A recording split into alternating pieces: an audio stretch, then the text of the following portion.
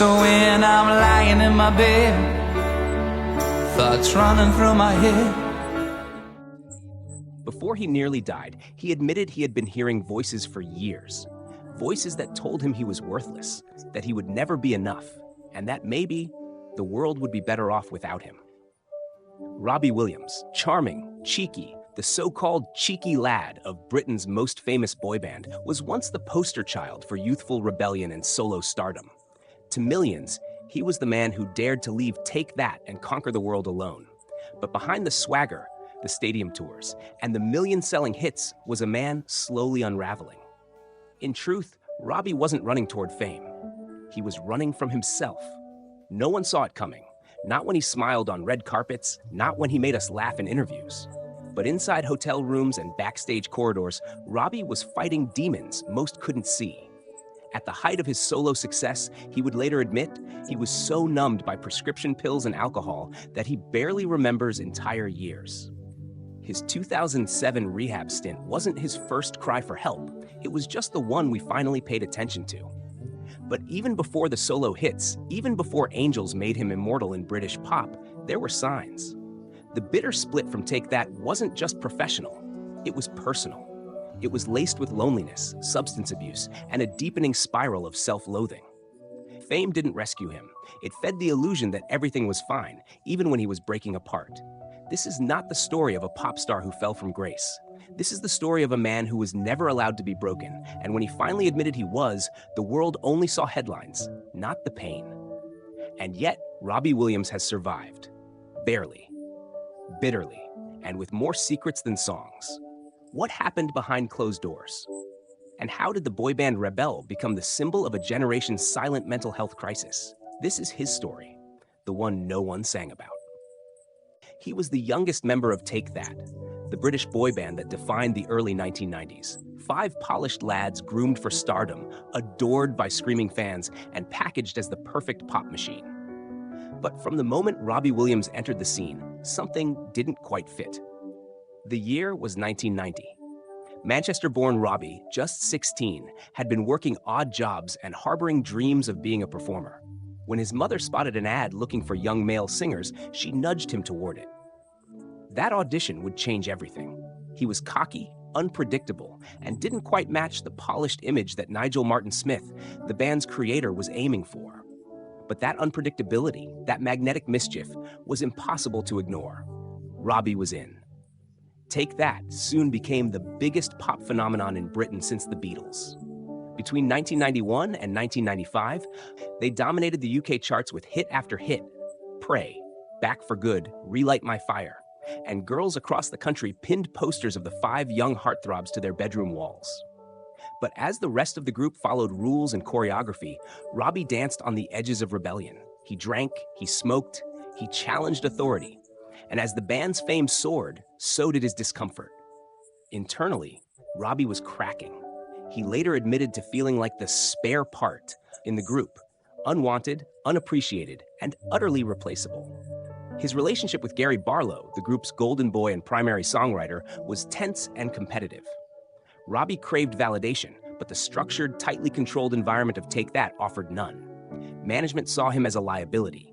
Bandmates grew distant. Fans adored him, but even they couldn't hear what he was whispering to himself. By 1994, Robbie had fallen deep into alcohol and drug use. He was still a teenager, but already spiraling. At Glastonbury that year, he was seen partying with the Gallagher brothers from Oasis, looking more like a rock and roll runaway than a teen idol. It was a deliberate rebellion, a public cry that he no longer belonged in the sterile world of boy band choreography and sanitized interviews. The internal tensions reached a boiling point in July 1995 when Robbie was asked to leave the band. Official statements painted it as a mutual decision. The truth was far darker. Robbie was becoming unmanageable, both emotionally and professionally. The other members had voted. The damage was done. And just like that, the dream collapsed. He was 21, addicted, alone, and hated by millions of fans who saw him as the traitor who had broken up Britain's most beloved band.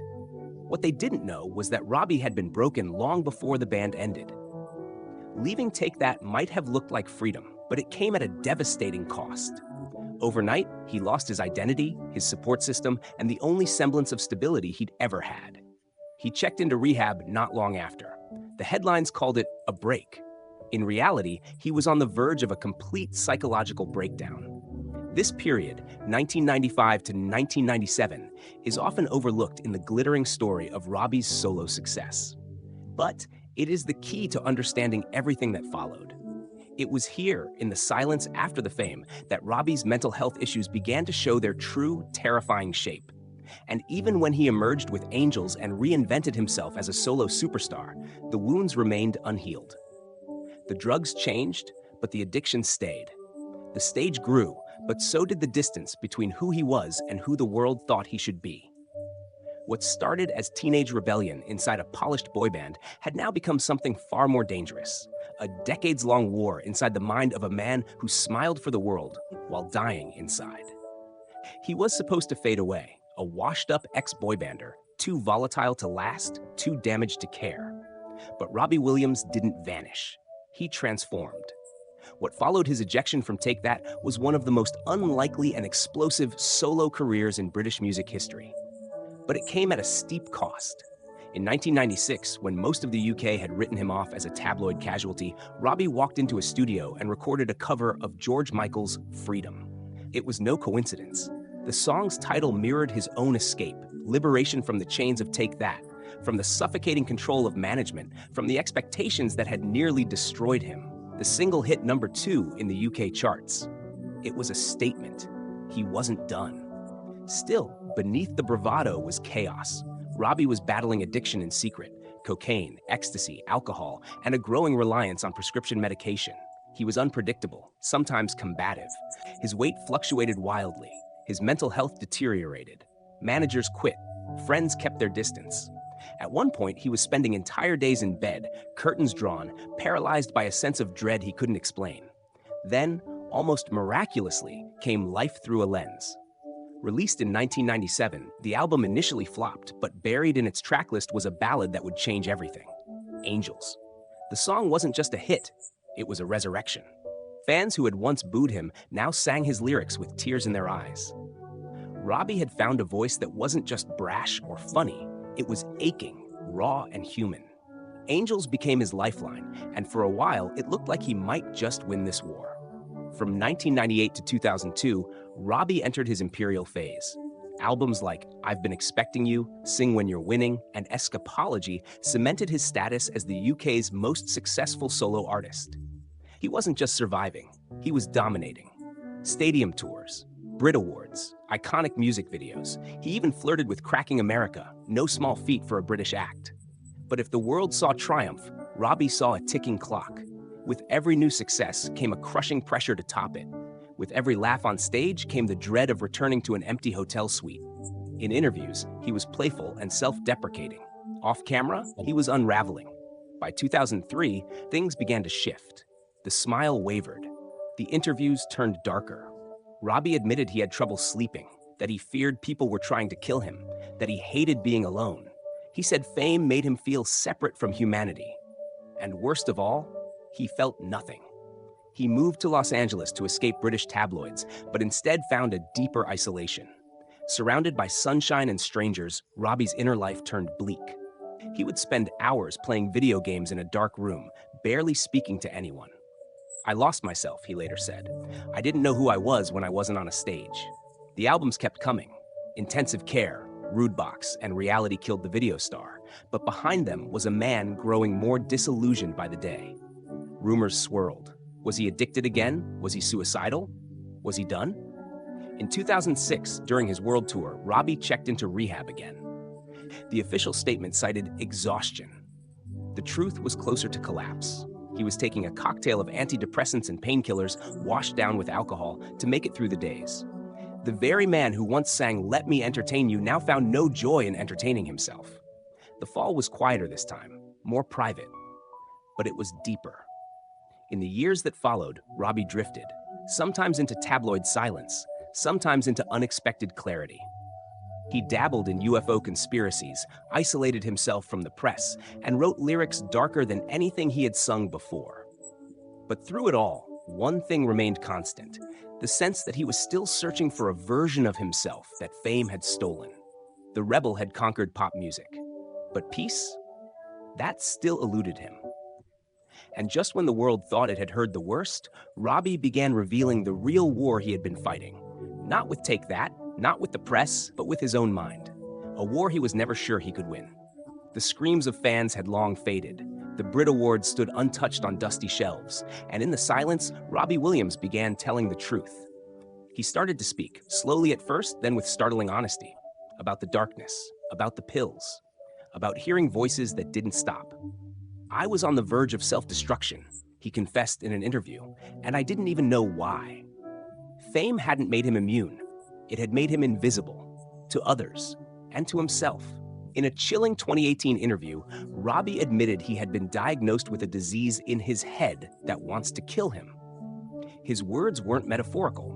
He spoke of suicidal thoughts, emotional detachment, and the terrifying reality of living inside a mind that had become his enemy. The voice in my head, it's trying to sabotage me constantly, he said. It's there when I wake up, and it's there when I try to sleep. Behind the platinum records was a man quietly unraveling. He revealed that during his lowest points, he would lock himself away, avoiding light, food, and people. He confessed to fearing his own thoughts so deeply that he couldn't be left alone. The man who once danced in leopard print trousers in front of 90,000 people at Nebworth was now scared to step outside his door. What's worse, his body began to betray him too. At one point, he was diagnosed with mercury and arsenic poisoning, likely from extreme diets and supplements, a desperate attempt to control something, anything, in his spiraling life. He later said that if doctors hadn't caught it in time, I could have dropped dead. The public had no idea. To them, he was cheeky, charming Robbie, smirking on TV, teasing interviewers, joking about his past. But the Robbie off camera was isolated, medicated, and slipping. He described his panic attacks as hurricanes in the chest and admitted to fearing he would die without anyone truly knowing him. Even his relationship with music became toxic. He stopped listening to songs, couldn't hear the radio. His own hits triggered memories of pain, anxiety, collapse. I can't stand feel, he once admitted. It reminds me of being broken. And still, he kept performing. The media, as always, was late to the truth. For years, tabloids ridiculed his weight, his silence, his retreat from fame. They printed headlines about Robbie's breakdown like it was gossip, not a cry for help. Even his 2006 rehab stint was brushed aside by the press as pop star burnout, with no consideration of the deeper, haunting reality beneath it all. But fans began to see. In his songs, the truth was always there. Come Undone, No Regrets, Morning Sun, Tripping. These weren't just hits, they were confessions wrapped in melody. Robbie was bleeding through his lyrics, and we danced to them, oblivious. By the time he reunited with Take That in 2010, many thought the story had come full circle. The prodigal son returning, redemption, brotherhood restored. But even this fairy tale had cracks. Robbie admitted the reunion was therapeutic, but also emotionally exhausting. The ghosts of the past hadn't disappeared. They had simply learned to perform too. The most heartbreaking revelation came when Robbie spoke about fatherhood. One would think becoming a parent might bring peace. Instead, it triggered new fears. He confessed that he worried his children would inherit his illness, that his legacy might not be music, but pain. I just want to be here for them, he said. I want to stay alive. He began to lean into therapy, into honesty. He opened up in documentaries, in interviews on social media. And gradually, fans didn't just see Robbie the entertainer, they saw Robbie the survivor. A man still haunted, still unstable at times, but desperately clinging to hope. Public response shifted. Where there was once mockery, there was now empathy. Where there was once tabloids, there were now think pieces on male depression, celebrity mental health, and the hidden cost of fame. Robbie became a reluctant icon, not of pop music, but of endurance. The dark truth is this. Robbie Williams never truly left the battlefield. He just learned how to sing while bleeding. The world danced, and only now, decades later, are we beginning to understand what it cost him. From the outside, it's easy to turn Robbie Williams into a headline. The rebel who left Take That, the cheeky lad who conquered charts, the tabloid bad boy who finally settled down.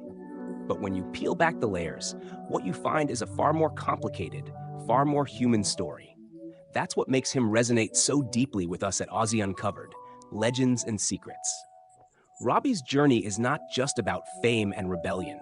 It's about survival in an industry that often chews up its brightest talents. He represents a generation of artists who were thrust into the spotlight as teenagers, given unimaginable power and attention, but denied space to grow or break without an audience watching. He didn't just become a pop star, he became a case study in how fragile that dream can be. Yes, he's been volatile. Yes, his addictions, breakdowns, and public feuds sometimes overshadowed his music. But they also make his achievements more astonishing. Against odds that would have destroyed most people, Robbie has repeatedly come back, not always stronger, but more honest. His songs, especially the ballads, are etched with that honesty. They speak to the fans who have felt invisible, broken, or misunderstood. In that way, his music is not escapism, it's recognition. In looking at his career, one can't ignore how he forced the British public, and later the global pop industry, to confront uncomfortable truths about male vulnerability.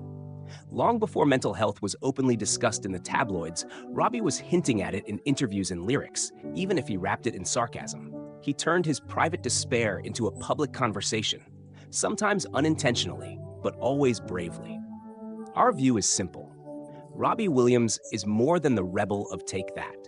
He is a mirror of the cost of fame, the danger of ignoring mental health, and the possibility of surviving long enough to tell the story. His legacy is not just the Brit Awards, the stadium tours, or the anthems. It's the permission he's given to a generation of fans, especially men, to admit that success does not cure pain and that asking for help is not weakness. We at Aussie Uncovered, Legends and Secrets see his life as both a cautionary tale and a source of empathy. We can marvel at his talent and still acknowledge his demons. We can celebrate the hits and still respect the struggles behind them. And we invite you, the audience, to reflect on your own impressions. When you listen to Angels, Feel, or Come Undone, what do you hear now? A pop anthem or a confession set to music? Do you think Robbie has finally found peace, or is he still walking the edge he's always sung about? Because understanding Robbie Williams means looking past the headlines and hearing the silences between the songs. Some stories scream for attention. Robbie Williams's didn't. It lingered, like an echo behind the applause, like a flicker behind the spotlight. And once you hear it, you can't unhear it. He gave us songs that defined decades, but behind every beat was a heartbeat barely holding on. He made us laugh, made us dance, made us feel alive.